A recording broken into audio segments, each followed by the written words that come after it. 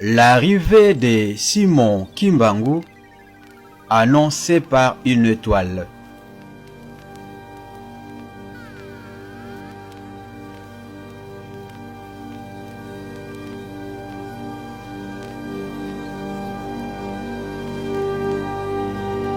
L'étoile. Vous avez dit étoile, mais qu'est-ce qu'une étoile?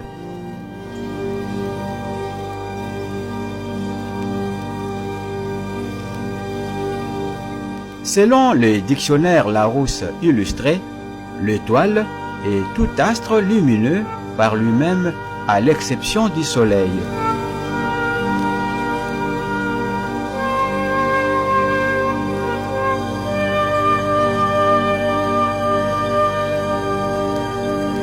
En nombre inestimable, les étoiles sont à des distances qui effrayent l'imagination.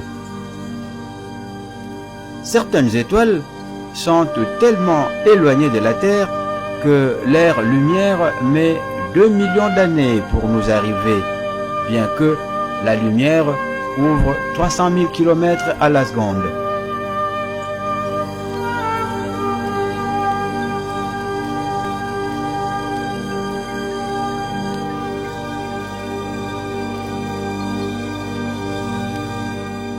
Selon la Bible, une étoile symbolise souvent un grand personnage. L'astre qui sort de Jacob désigne le Messie.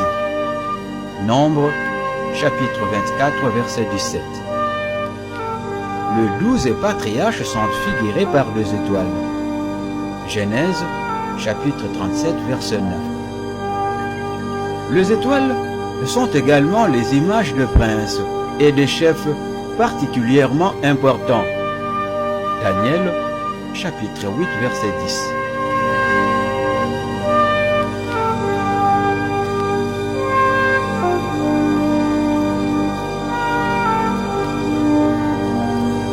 Christ est appelé l'étoile du matin. Apocalypse, chapitre 2, verset 28. Ce sont également des signes dans le soleil, la lune et les étoiles qui prédiront la ruine de Jérusalem. Luc, chapitre 21, verset 25. Ainsi, Dieu peut se servir des étoiles comme de toutes choses qu'il a créées pour parler à l'homme dans certaines circonstances. C'est le cas de l'étoile des mages.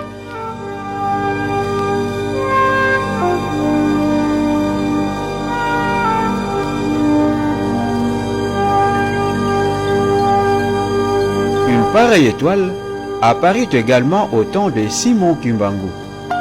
Elle annonçait la venue physique du Saint-Esprit en Afrique.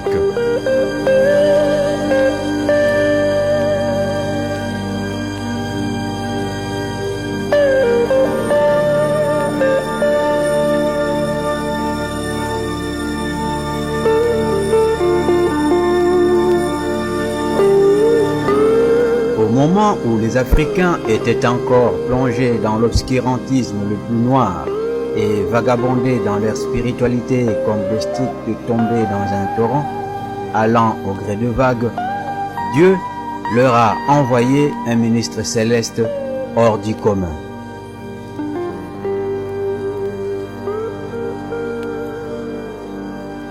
Sa venue était signalée bien avant des siècles par la présence d'une étoile particulière sur la voûte céleste africaine.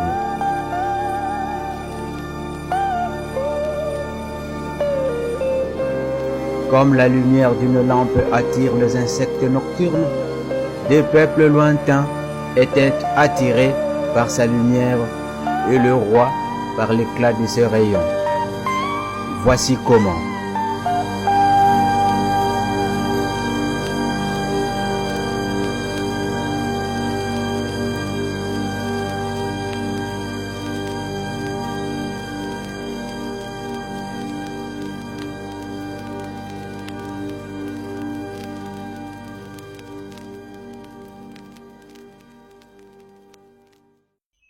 Dans l'histoire de la naissance du Seigneur Jésus-Christ, nous apprenons que les trois mages ont été guidés et avertis par une étoile. C'est aussi par une pratique astrologique que la venue physique du Saint-Esprit en Afrique était connue bien avant la découverte du continent africain.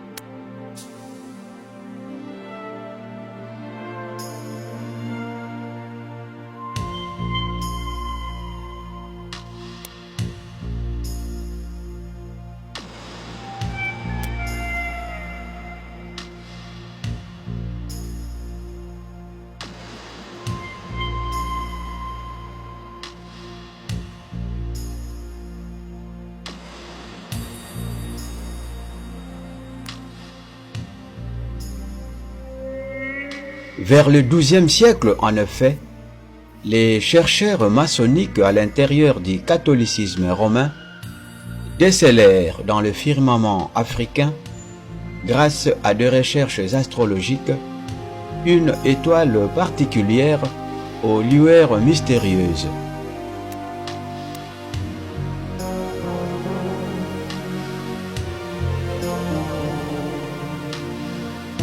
Cette étoile, différente des autres en luminosité, était apparue discrètement au-dessus du continent africain, plus précisément en Afrique centrale. Cette partie de l'Afrique était encore mal connue tant des Européens que des autres peuples du monde. Les uns la nommaient terre mystérieuse, tandis que les autres terre inconnue.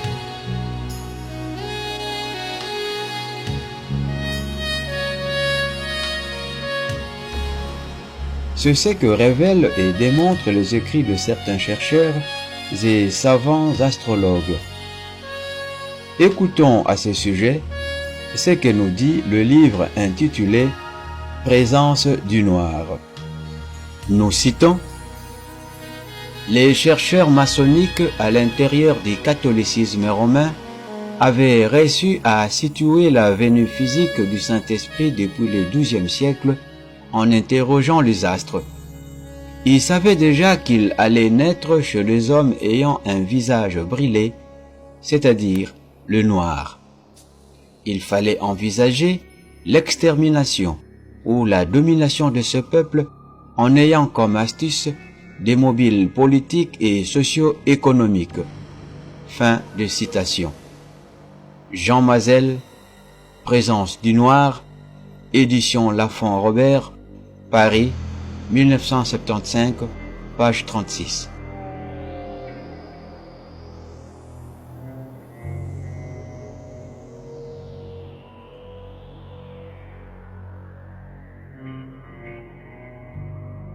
Fait intéressant, et certains indicateurs extra-bibliques démontrent également que, depuis des millénaires, un sauveur devait venir en Afrique centrale. Sa venue était enfouie dans la cosmogonie égyptienne et signalée par un poteau stellaire au-dessus du cœur de l'Afrique.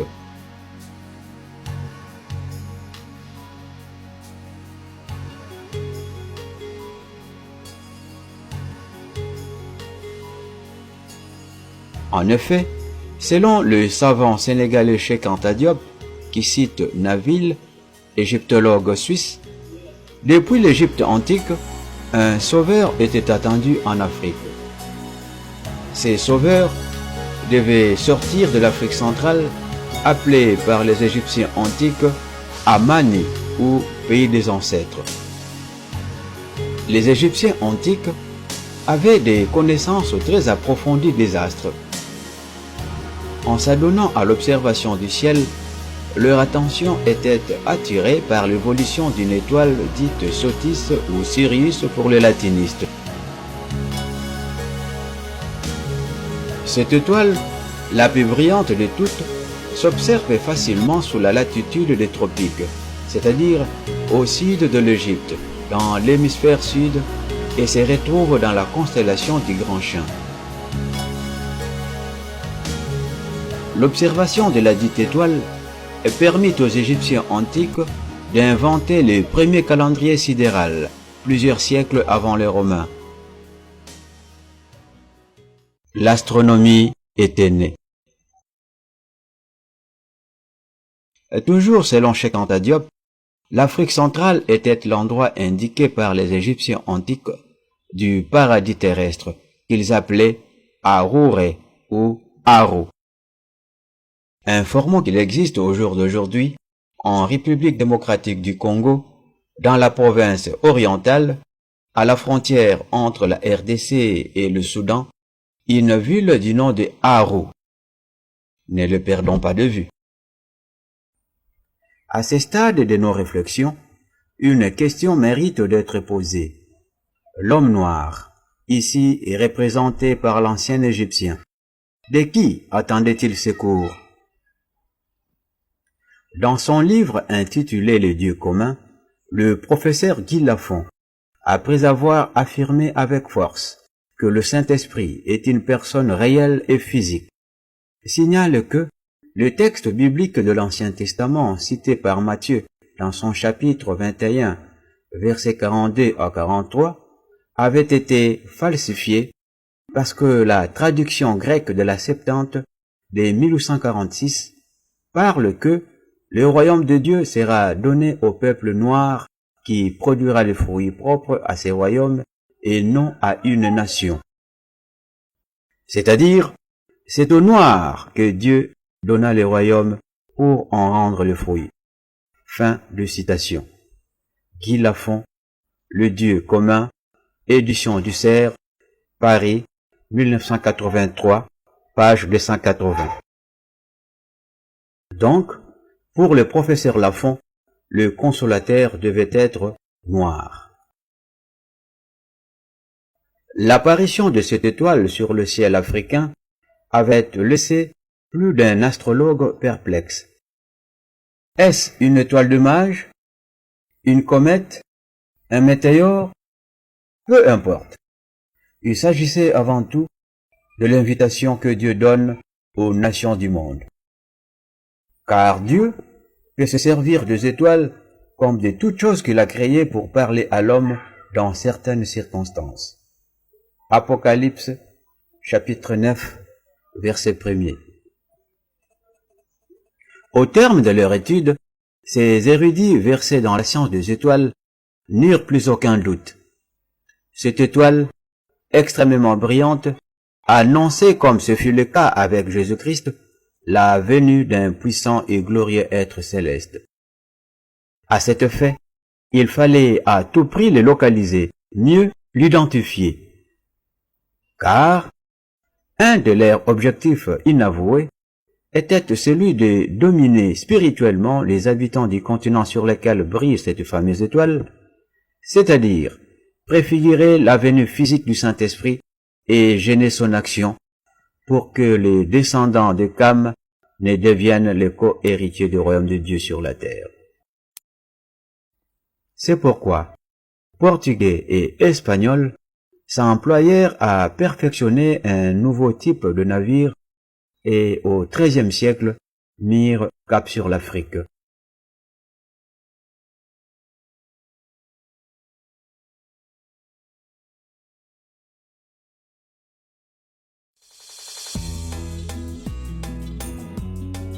L'étoile du 3 septembre 1910.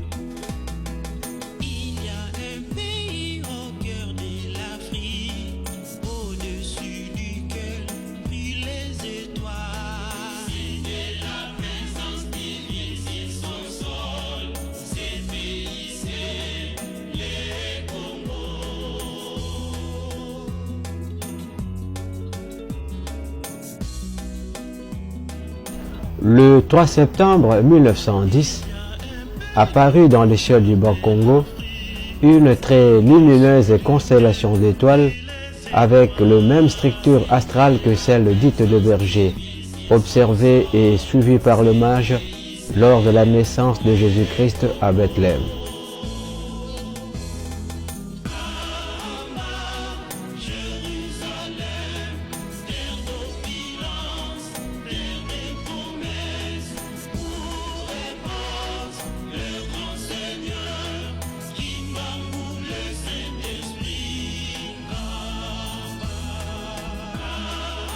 Dans son ouvrage intitulé L'histoire du kimbanguisme, son éminence Diangenda Kuntima, premier chef spirituel de l'église kimbanguiste, parle de la dite étoile en ces termes.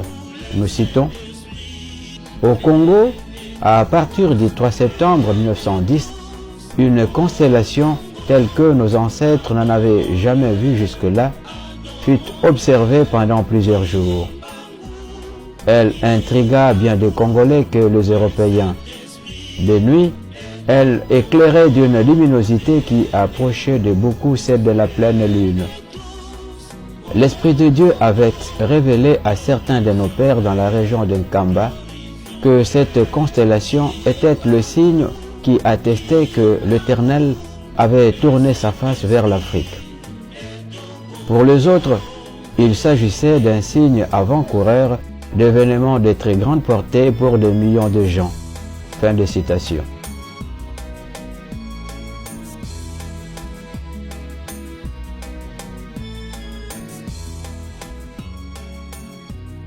Informons que cette étoile de Berger ou comète de Halley a une rotation cosmique de 70 ans autour de la Terre.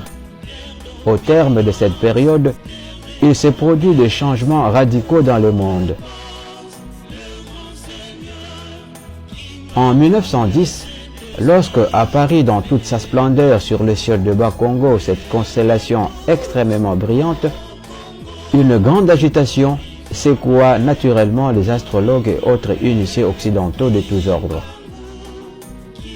Ceux qui se trouvaient dans les différents observatoires, c'est-à-dire les stations missionnaires au Congo, en furent bouleversés. Cette fois, ils étaient convaincus d'une chose. Cet astre étrange leur avait été envoyé comme signe avant-coureur de la présence effective de la personne faisant l'objet de leurs recherches.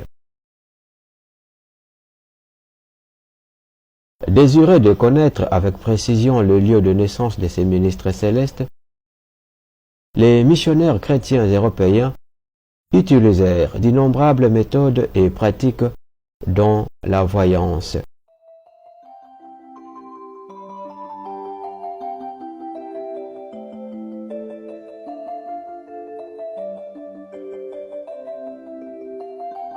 Les missionnaires protestants organisèrent une fête religieuse appelée Matondo, c'est-à-dire fête de moisson ou de remerciements. D'aucuns ignoraient l'autre sens caché de cette manifestation, durant laquelle certains missionnaires y introduisirent une sorte de jeu de devinettes, au cours duquel deux camps étaient confrontés.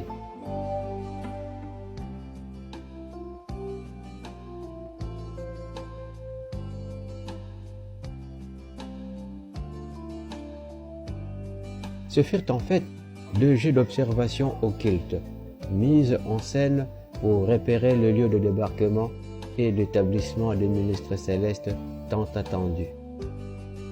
Pour ce faire, on prit au hasard deux groupes de personnes représentant pour l'un le Haut-Congo et l'autre le Bas-Congo. 3 jeux furent organisés à cet effet. Le premier fut le jeu des oranges. Il consistait à courir avec sur les paumes de main des oranges qu'il ne fallait pas laisser tomber. Le groupe Bas-Congo avait remporté la partie. Le second était le jeu de sac. Il s'agissait pour les compétiteurs de faire la course en s'étant introduit dans le sac. Ici aussi, le groupe Bas-Congo l'emporta. Le troisième et dernier jeu, c'était le jeu de la corde. Deux groupes, rangés face à face, devaient tirer la corde dans les deux sens.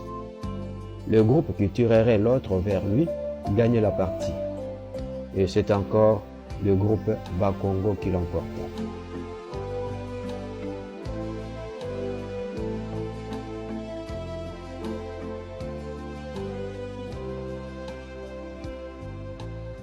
Ces 3 indices avaient fini par convaincre les missionnaires européens, surtout baptistes anglais, que la personne dont l'étoile annonçait la venue depuis des siècles s'établirait dans la province du Bas-Congo.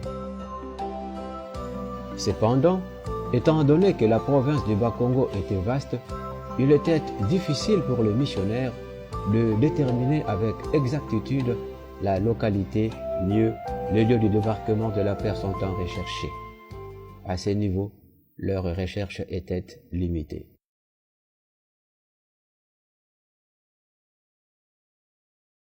Les missionnaires baptistes recoururent à la mission protestante de Kimpese, qui fut à l'époque, dans la contrée, le dernier rempart de leur intelligence, entre guillemets, ou plutôt de ce qui ressemblait à de la voyance. Cette fois, ils recoururent au système dit de baguette magique. La pratique de ces missionnaires consistait à lire, entre guillemets, dans la position d'une baguette magique dont ils obtenaient la réponse à la question que l'on se posait.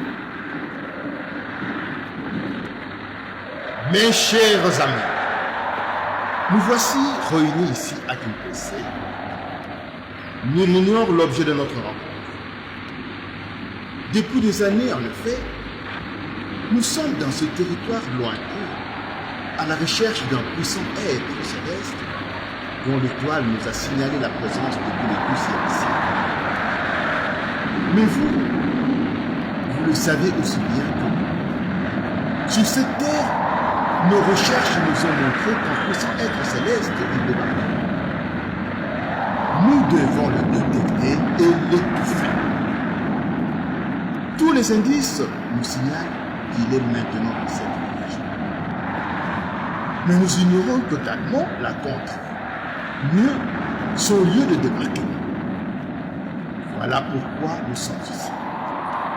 Et comme toutes les techniques utilisées jusqu'ici ne nous ont pas permis de détecter le lieu du débarquement de cet être céleste, nous aurons recours à la technique dite de la baguette magique. Grâce à cette méthode de détection particulière que la voyance, nous arriverons à la détecter.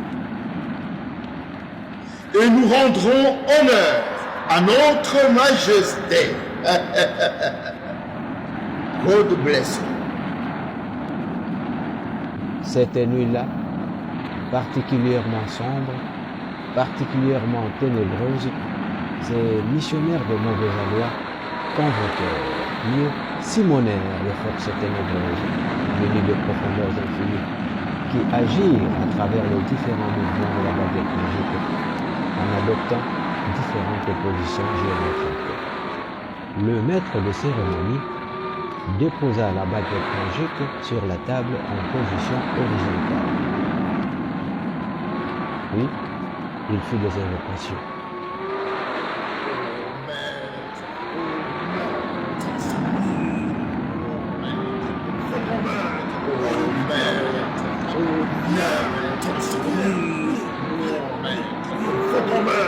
Au lieu de me dire, maître,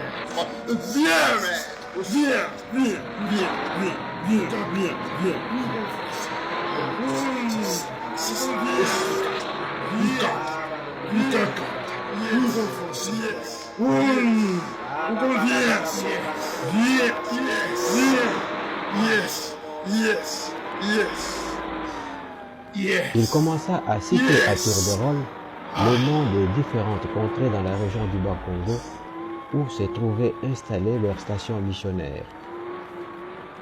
Et si, à la citation d'une localité donnée, la baguette se tenait toute seule en position verticale, cela constituerait un indice devant leur permettre d'affirmer que la localité ou contrée indiquée était celle où s'était établie la personne tant attendue et recherchée par eux.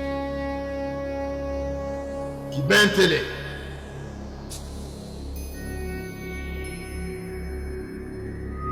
Sonabata. Isangila. Kisvi. Kimpese. Vivi. Kikonzi. Kikenge. Mbanza Manteke.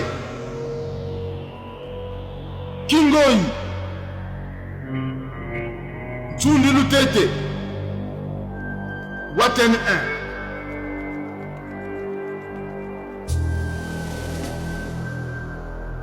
matin de Ngombelu Tete.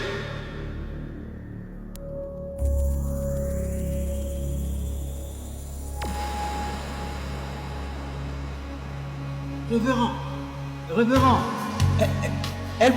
elle bouge, la baguette bouge, révérend. Seigneur. Mais c'est vrai, elle bouge. Juste à l'évocation du nom de Ngombelu Tete, elle a bougé. Bon sang. Oh, mystère! La baguette était posée sur la table en position horizontale. Dans les invocations qui s'y rapportaient, elle devait se tenir toute seule en position verticale pour affirmer que la localité ou contrée indiquée était celle où s'était établi le ministre céleste, mieux, loin de Dieu tant attendu et recherché. Tandis que son maintien dans la position initiale signifierait le contraire. Ainsi, durant toute leur invocation, ces missionnaires de mauvais aloi remarquèrent que leur baguette restait couchée. C'est seulement lorsqu'ils évoquèrent le district de Cataracte, plus précisément la contrée de Biems et Ngombelu Tete, que la baguette magique s'éleva à la verticale. Les fameux chercheurs prirent un coup de froid. Ils se taisaient définitivement. Ils conclurent finalement que la circonscription apostolique de Ngombelu Tete, à défaut d'en connaître le lieu précis, devait révéler ce que la comète voulait en quelque sorte annoncer à l'humanité. Tous les missionnaires de la localité de Ngombelu Tete et des environs furent donc sensibilisés pour veiller chacun à la moindre manifestation qui s'apparenterait à un événement spirituel de haute importance.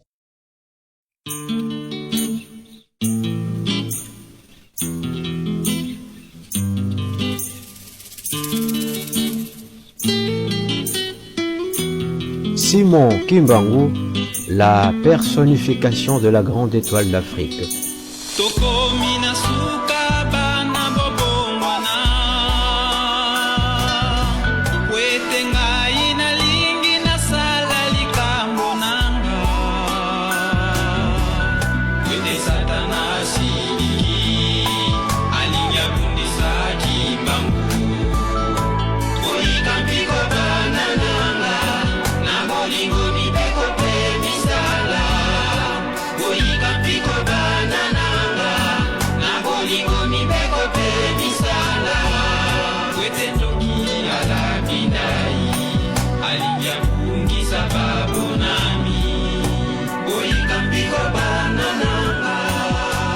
Depuis des années déjà au Congo, la Bible avait été traduite en langue africaine.